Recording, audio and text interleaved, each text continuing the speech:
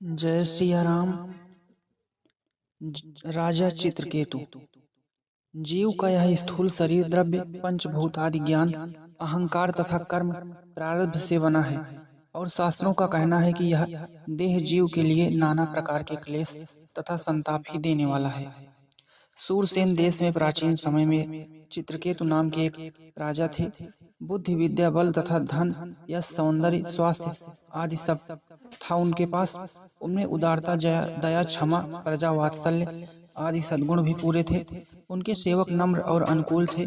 मंत्री नीति निपुण तथा स्वामी भक्त थे। राज्य में भीतर बाहर कोई शत्रु नहीं था।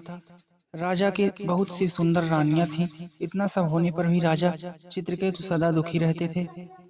उनकी किसी रानी के कोई संतान नहीं थी। वंश नष्ट हो जाएगा इस चिंता से राजा को ठीक निद्रा नहीं आती थी।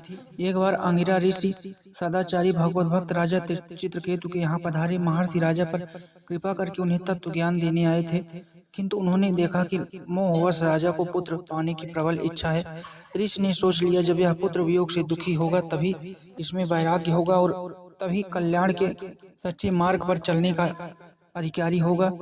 अतः राजा की प्रार्थना पर ऋषि ने त्वष्टा देवता का यज्ञ किया और इस यज्ञ से बचा अन्न राजा को देकर यह कह दिया कि इसको तुम किसी रानी को दे देना। महर्षि ने अभी कहा कि इससे जो पुत्र होगा वह तुम्हें हर्ष शोक दोनों देगा। उस अन्न को खाकर राजा की एक रानी गर्भवती हुई। उसके पुत्र हुआ। राजा तथा प्रजा दोनों को अपार हर्ष हुआ। अब पुत्र स्नेहवश राजा उसी रानी से अनुराग करने लगे। दूसरी रानियों की याद ही उन्हें अब नहीं आती थी। राजा की उपेक्षा से उनकी दूसरी रानियों के मन में सौतेला डाह उत्पन्न हो गया।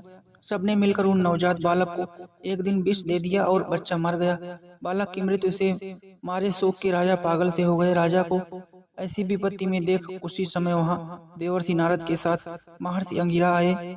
वह राजा को मृत बालक के पास पड़े देख समझाने लगे, राजन, तुम जिसे के लिए इतने दुखी हो रहे हो वह तुम्हारा कौन है? इस जन्म में पहले वह तुम्हारा कौन था?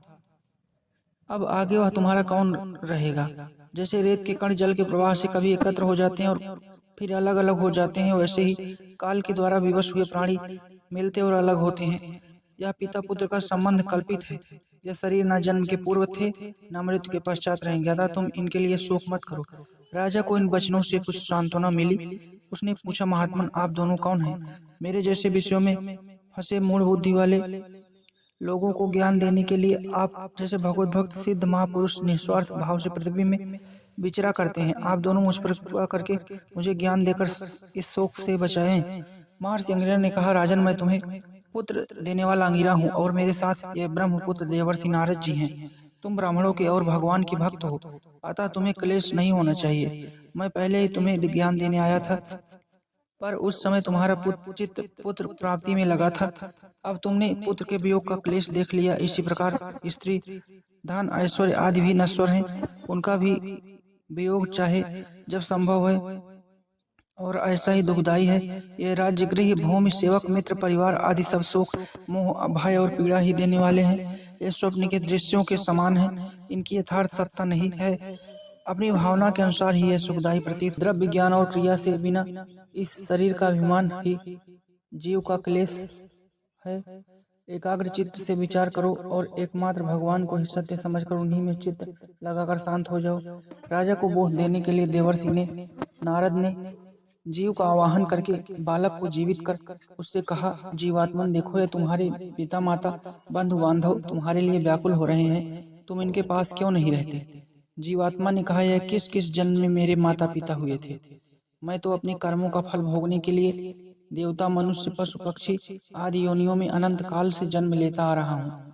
सभी जीव परस्पर कभी पिता कभी पुत्र कभी मित्र कभी शत्रु कभी सजातीय कभी विजातीय कभी रक्षक कभी विनाशक कभी आत्मीय और कभी उदासीन बनते हैं। ये लोग मुझे अपना पुत्र मानकर रोते क्यों हैं? शत्रु मानकर प्रसन्न क्यों नहीं होते? फिर ये लोग व्यर्थ क्यों रो रहे हैं? राजपुत्र का जीवात्मा इतना कहकर चला गया। उसकी बातों से सबका मोह दूर हो गया। मृतक का अंत्येष्टि संस्कार करके राजा शांत हो गए। जब बालक को विष देने वाली रानियों ने यह ज्ञान सुना तब उन्हें बड़ा पश्चाताप हुआ।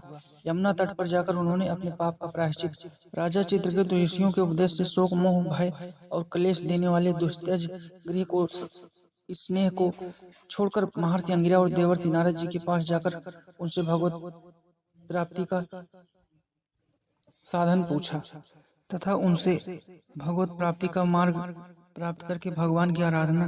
जय सिया राम, जय सिया राम, जय सिया।